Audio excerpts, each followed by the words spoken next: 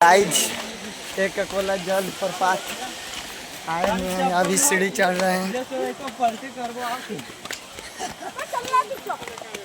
अभी 100 सीढ़ी और चढ़ना है गाइस। पीछे भैया लोग हैं। ये देखिए ककोला का नजारा। ओहो साबुन लगाना मना है। साबुन लगाना मना है। कोई भी व्यक्ति साबुन का प्रयोग ना करे।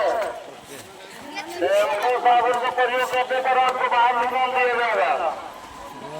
एक ककोलत का नजारा देखो। साबुन का प्रयोग ना करें, बाहर निकाल दिया जाएगा आपको घर के पास से।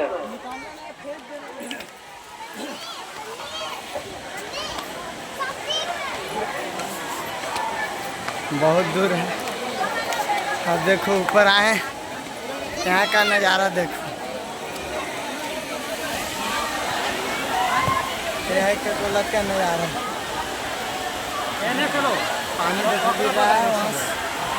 और भी देखो भीड़ काफ़ी है। पकड़ पर चलो सीधा चल।